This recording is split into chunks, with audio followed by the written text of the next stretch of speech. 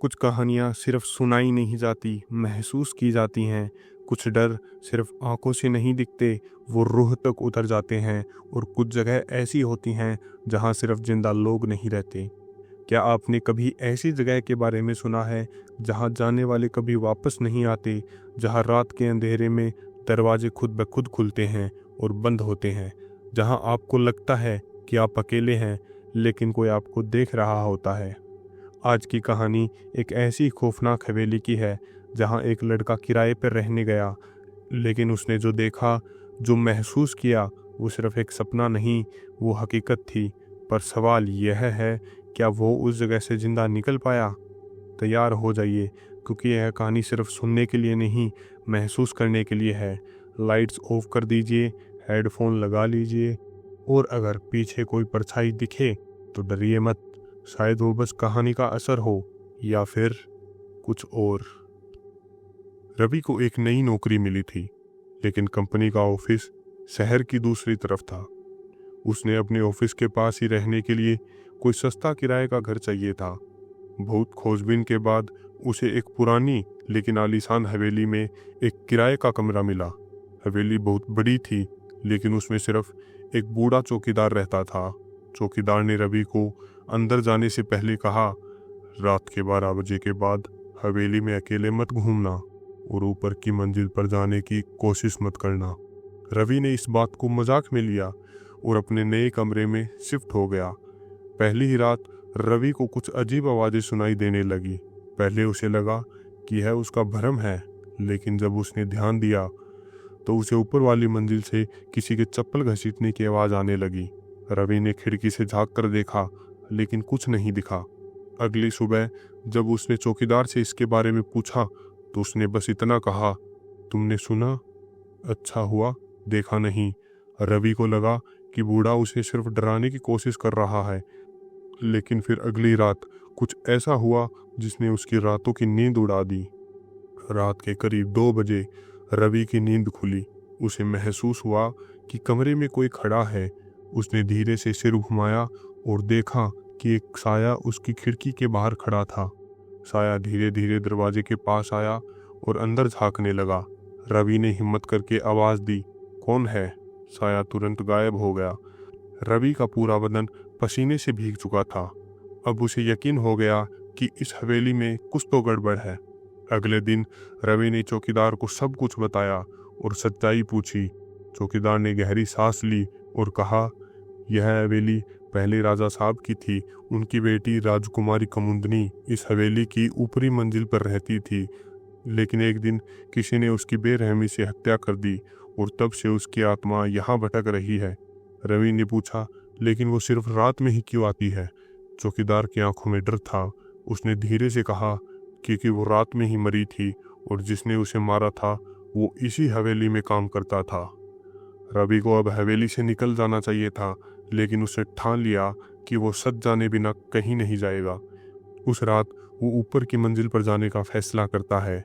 सीढ़ियाँ चढ़ते ही अचानक उसे किसी के रोने की आवाज़ सुनाई देने लगी।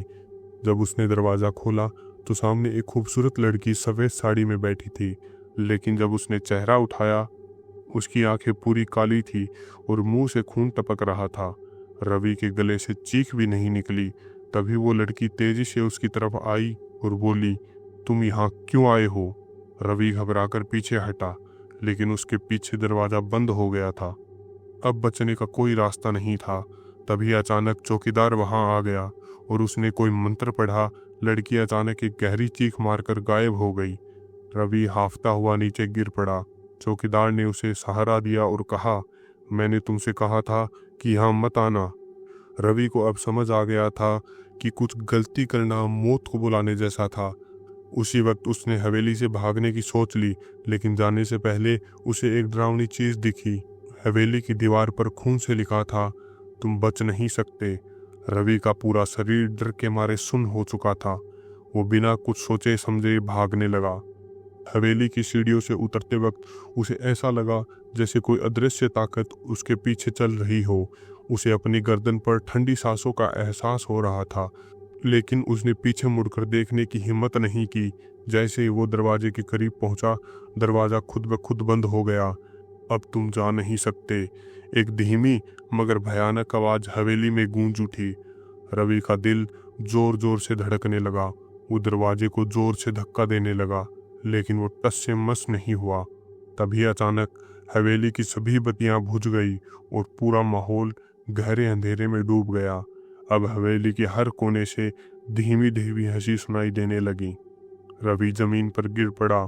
उसकी आंखों के सामने धुंधली परछाई घूम रही थी। फिर एक आवाज आई, तुम जानते हो कि मैं कौन हूँ? रवि ने डरते डरते सामने देखा।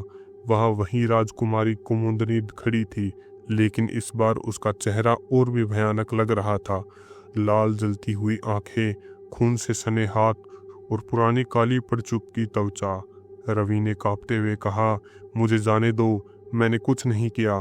कुमुदनी ने हंसते हुए जवाब दिया, लेकिन वो जिसने मेरी हत्या की थी वो भी मुझसे यही कहता था। रवि चौंक गया। क्या? कौन था वो? कुमुदनी की आंखों में गुस्सा भर गया। वो हमारा नौकर था जिसने लालच में आकर मुझे मार दिया और फिर खुद भी इस हवेली में मर गया। उसकी आत्मा भी यहीं कैद है। अब रवि को समझ आ गया कि इस हवेली में सिर्फ कुमुदनी ही नहीं बल्कि और भी आत्माएं फंसी हुई हैं। रवि ने अपनी पूरी हिम्मत जुटाई और चिल्लाया, मैंने तुम्हारा कोई नुकसान नहीं किया, मुझे जाने दो। कुमुदनी की आंखें एक पल के लिए नरम हुई। उसने धीरे से कहा, जाओ, लेकिन अगर फिर कभी लौटे तो मैं तुम्हें इसी हवेली का हिस्सा बना दूंगी। और फिर दरवाज़ा अचानक खुल गया। रवि ने बिना एक पल गवाए हवेली से बाहर छलांग लगा दी। बाहर आते ही उसे महसूस हुआ कि हवेली धीरे धीरे धुंध में बदलने लगी, जैसे वो किसी दूसरी दुनिया में जा रही हो। रवि ने पीछे मुड़कर देखा। हवेली अब पहले जैसे नहीं थी। वो पूरी तरह जली हुई और खंडर में बदल चुकी थी। क्या ये सब एक भ्रम था या फिर सच में हवेली की आत्माएं उसे अंदर खींचने की कोशिश कर रही थी? रवि ने राहत की सांस ली और शहर लौट आया। उसने फैसला किया कि अब वो दोबारा ऐसी जगह नहीं जाएगा।